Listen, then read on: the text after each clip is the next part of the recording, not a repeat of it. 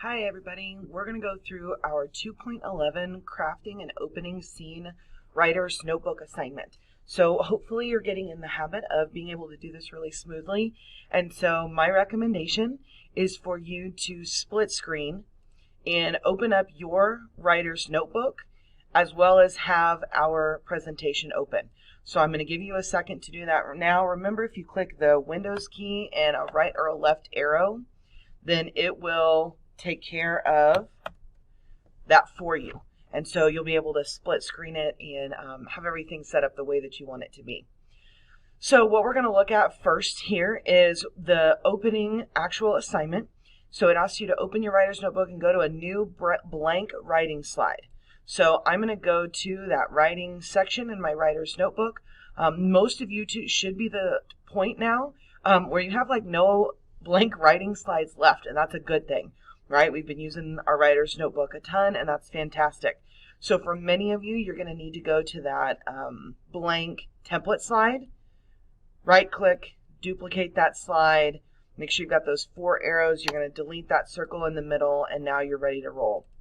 Up at the top, you're going to make sure that you are putting today's date, which for many of you will be somewhere in the 10/28 to 11/3 range. So let's pretend I'm going to do this on the 29th. And what I'm going to do is I'm just going to write the assignment. So it's 2.11, and it looks like that I can write about anything I wish. So I'm going to call it a 2.11 free write. And so what I'm going to do here is take a look at this list of what I can look at. You could make a journal entry and tell me how you're doing, tell me about life, tell me about whatever. You can make it like an infographic or an informational paragraph about something that you're interested in. You can make it a small argumentative paragraph. You could write me a poem. You could write me a mini short story. I know that a ton of you really enjoyed that activity that we did quite a few weeks ago now, where I just had you go outside and go, walk around, do something active, and then write about that. You could repeat that exercise. Whatever it is that you want to do, all you're going to do is you're going to sit down, and I really want you to write for 10 minutes straight. This is a little bit of that like writer's endurance work still, and so your goal is to be able to focus and write for those 10 minutes. One of the things that I want you to really start focusing on is how you craft what you're doing in your writer's notebook. Because while it does not have to be perfect by any stretch of the imagination, we do need to start cleaning up a handful of things. And so I really want to make sure that when you're writing in your writer's notebook, you are taking time to make sure that all your sentences are capitalized, that your sentences are complete. I need to see like lots of periods that are in your writing, not just a never-ending series of commas as things are being extended. I also need to really start seeing paragraphs, right? Not just one ginormous chunk of text. Many of you are doing really well with this, but I just want to start putting those things out there, because as we get more and more into experimenting with writing, it's going to be important that those things, capitalization, sentence structure, all that kind of stuff, already feels like it's second nature, okay? So you're going to do that. Then you'll notice that our goal today is or our topic that we're focusing on is moving from moments to scenes. We're going to focus on opening scenes and narratives. Our essential question that we're really going to be focusing on for these next few lessons is, how does a writer create an engaging narrative piece? And then the learning goal is that you can use characterization, dialogue, action, and setting to craft an opening scene, right? We're really trying to condense and pull together everything that we have been working on. So I'm going to ask you to pause the video now. I want you to start your 10-minute timer and complete your free write. And when you are finished, play the video again, and we'll be ready to move to the next section. Okay, so short stories, I love this. Short stories are typically written with expediency or urgency, and authors have a short space to tell a complete story. So short stories often seek to distill or condense the most important details of a narrative into a powerful, rich, and brief experience. And if you take nothing else away from this, I really want you to focus in on the idea of brief, right? We've worked on exploded moments that really should only be between 15 and 60 seconds long. A short story, a really good short story, is not going to take place over a really long period of time. Maybe a day, maybe even just a few hours, maybe even just a single hour, right? Depending on what's happening in those moments in your story, it's all okay. It's just a matter of you don't want a short story to try and go weeks or years or whatever, because it's going to suck you in too far, and you're going to get lost in the amount of time you're trying to cover. Keep it short, keep it brief, and then keep it powerful, and your short stories will be much better. So what we're actually going to do is we're going to get ready to start our mini lesson. So for our mini lesson, we're focusing on the writer's plot. So in your writer's notebook, your writer's plot, I have actually already copied and pasted into your writer's notebook this week. So you just need to go down to the mini lessons section and find the slide that looks like this. It'll be a little different for everybody. So this plot diagram that we have in here, it's just a standard diagram with the related labeled terms, right? Things that you would see in reading, things that you're used to seeing. And then down here, I have already provided for you the terms that you might use and the definitions for those, like from a reader's perspective, right? So if you were in reading class and we were analyzing the exposition, these are the kinds of things that we would talk about, right? Our job as we're going through these next few weeks is to fill out what are the actual moves that a writer makes during the crafting of a really amazing short story. And we're going to look at what writers do versus what readers do, or what readers expect, rather. And that's what we're going to focus on, okay? Today, we're only going to focus in on the opening scenes, right? So we are only going to function in this exposition box right here, okay? Writer's moves. Before we do that, however, we need to talk about a good class definition of a scene. And so right down here at the bottom of your writer's notebook, you'll notice there's a box that says, what is a scene? And I want you to take some notes on that right now as we're talking through it. So what a scene is the basic unit of a story, right? And really good short stories probably only have maybe 2, 3, 4 scenes at most, okay? Especially the ones that we're going to be writing. The individual chunks of a story that build on one another are those scenes, right? And it's all about how they work forward toward the conclusion. Most stories, again, are made up of a series of scenes that vary in setting. Often it's setting that changes when a scene changes and advances the plot, right? Moves it forward. So a portion of a story that has the following ingredients, which would be what a scene is, a scene has at least one character that's taking some kind of action. It has a description of the character's surroundings. And we talked a couple of weeks ago about indirect characterization. And you want to do the same thing with your character's surroundings, right? It's okay to have a few direct details, right? They live in Maine. The fall foliage is beautiful, or, whatever it is that you're talking about, right? But it's also really good to do that indirectly, right? To have your character run into the forest and be moving the different colored leaves out of his face as a cool chill creeps across his skin when he remembers that he forgot his jacket at home, right? It shows us and it tells us that we're in fall without being explicit about it. A scene is going to have some kind of conflict, or at least a complication that's showing up. It's got rising emotion or tension somehow. Typically a final scene is probably going to relieve some of that tension or emotion.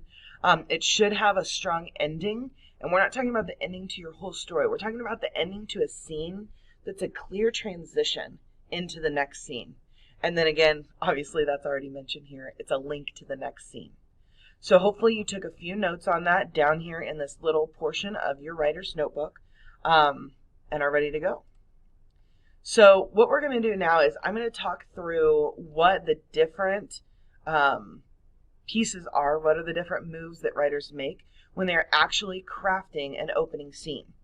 You'll notice that over here, I've got a big picture of what you see in your writer's notebook, and I'm even showing you the specific things that I would recommend that you write down. Is it okay for you to put things in your own words? 100%, absolutely, totally fine, right? But I really want you to focus in on, okay, do I understand what these writer's moves are and how I would actually implement them in my story?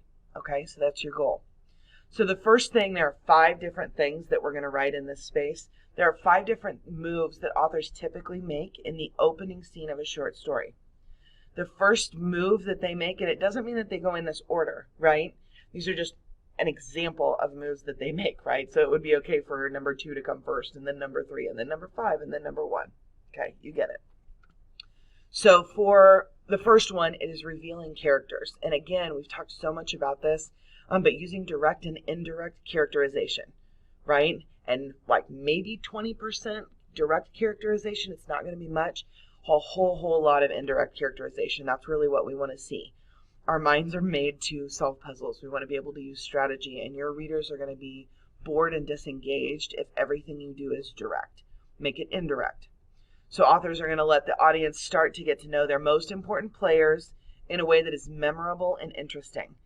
To do that, you're going to jump straight into action, right? You don't need a lot of writing about the backstory or anything like that. You're just going to go straight to your story.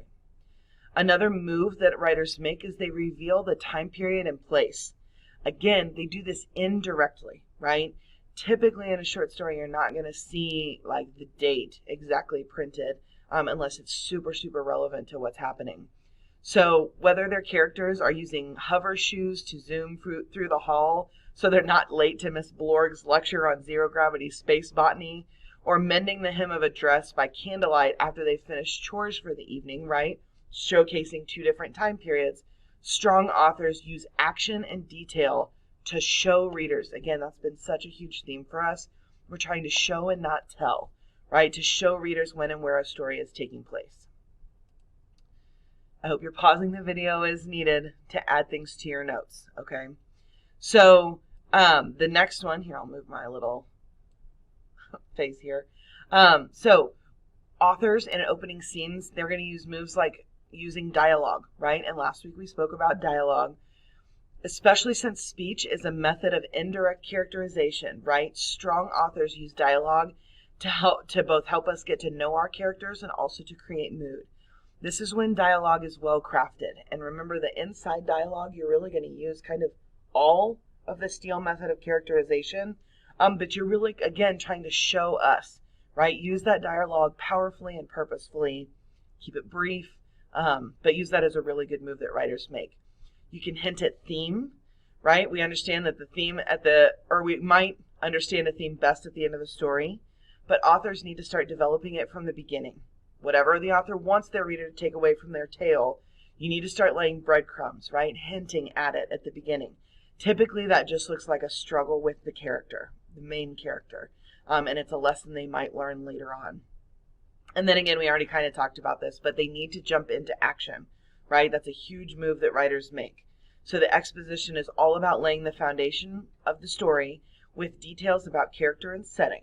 However, short stories often move very quickly, and so strong authors usually jump right into the conflict and almost skip the exposition. It's like they weave the exposition into what they're writing to help us get to know the setting and the characters as the conflict is going. Okay? All right, so these moves or structures are what we would consider the science of opening scenes, right? They build a scaffold. And then the specific, unique details, your word choice, how you craft these things, those are the art of opening scenes, and they're what makes your story yours. So right now what you're going to do is in your writer's notebook, you are going to go up and you need another new blank writing slide, right? So again, for most of you, that means you're going to have to duplicate, get rid of that. It is still, right, whatever the date is, I'm still working on assignment 211, and it looks like I'm asked to craft an opening scene. And so what you're going to do is you are going to consider any short stories, ideas that you've brainstormed so far in class, and I want you to choose one, and you're actually going to write the beginning to that short story. Try to establish where we're at, what time period it is, and who we're with, using as many indirect methods as you can, okay? And I want you to focus on at least 1 or 2 of those writer's moves that we just discussed in the mini lesson. If you are stuck for an idea, go to this website. I love it. And it actually, if you just click it, it just like will generate random plots. So there are a lot of different story options that are here to really give you some good ideas if you're feeling stuck. So right now I want you to pause the video. I want you to choose your topic, write it over here in your writer's notebook, and then play your timer and really focus in and write for your full 15 minutes. Now that you're finished with your 15 minutes, I want you to go to the second create section, and you'll notice that there are 4 steps. And I really want you to take your time and think about these steps. Eventually, these little scenes are going to turn into mini assessments. And so I really want to make sure that you are feeling really good about what it is that you're doing, and going through these steps is going to be an important part of that process. It'll also be something that I'm looking for when I'm in your writer's notebooks and I'm making comments and giving you feedback on your work. So step 1 is to reread. I just literally want you to stop. Even if you're right in the middle of writing, if that 15-minute timer went off, just stop, okay? And I want you to go back and I want you to reread what you just wrote. A really good habit, especially when you are doing things like this from home, is to read it out loud. You can read it even to a wall. And just start hearing some of the things that maybe don't make a ton of sense, or some places where there should be periods, or whatever it happens to be, right? You're going to pick up on some of those. As you're rereading your draft, I also want you to be aware of, okay, what were the moves that I actually made as a writer in this opening scene? And my hope is that your opening scene isn't like crazy long, right? Maybe 3, 4, like 5 paragraphs, absolute tops. Because that's a lot for an opening scene, right? Even 3 paragraphs would be considered totally fine. It definitely would be longer than like a single paragraph, right? But I want you to create a list of the moves that you made as a writer, and I want you to consider, am I showing more than telling what is going on in this opening scene, right? And so what I want you to do is, within your writing, I want you to just develop some kind of, maybe it can be a color code, maybe you're using your own comments on different things, whatever you want to do. Maybe you're going to shrink it over here like this and create comment boxes over to the side, whatever it is that you want to do. I literally want to see your list of moves that you've made as a writer. This is where I jumped into action. This is where I was using dialogue and I was trying to give some indirect characterization. This is where I was hinting at theme. I think my theme is going to be fill in the blank later on, right? So that's step 1. Step 2 is to revise, right? So you're going to write those things down. If you notice, wow, I didn't use any writer's moves at all, that would be something that you revised for, right? And this is not about turning this into something that needs to be perfect right now, but it is about giving it a second draft, right? About going into it again. And so I want you to look at these things. In what ways can I show instead of tell? Important details. What areas of setting need work? Did I mention setting at all? Hint at it at all? How did I hint at it? Is it all done in a really direct way? Like, what's going on here? How can I build deeper indirect characterization into the details I've included? How can I hint at the theme or the conflict that might be a part of this short story, right? And again, you're not writing those things yet, right? We might have an idea of what the conflict is going to be, or the conflict may have like barely just happened or started to happen at the very end of your opening scene, but we should only be getting a taste, right? Then I want you to set another timer for 15 minutes. And I want you to go back and I want you to continue working. You may be using that time to really focus on your revision. Or you may be using that time, like if you heard me talk about that your opening scene might be like 3 to 4 to maybe even 5 paragraphs, and you were like, yeesh, I only totally have 1. Then you would go back and you would write more, right? I need to see that.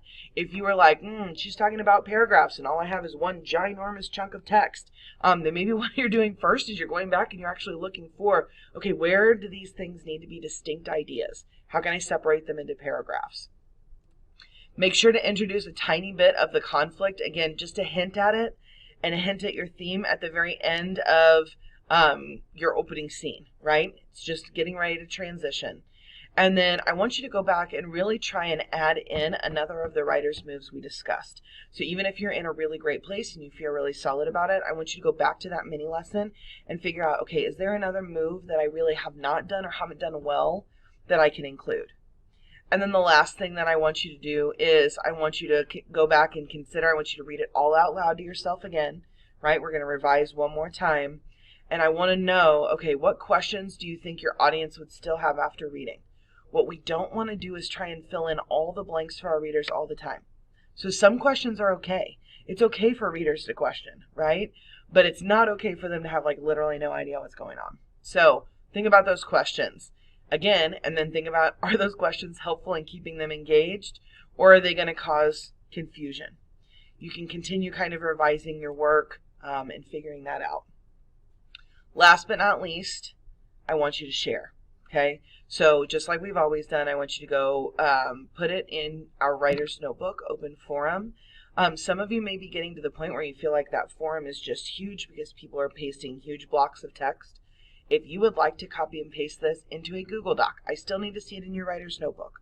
But if you want to copy and paste it into a Google Doc and share your Google Doc to the writer's forum, I would make it and share it so that anyone with the link can comment, just like all the rest of the stuff that we do when we turn it in. Make sure that they can comment on it, and then people could actually leave you feedback on your writing as opposed to just continuing to reply in the threads. Okay? All right. That's the end of our video. I hope that really helped you go through the process of it. If you need any other help or assistance, please make sure to email me and let me know.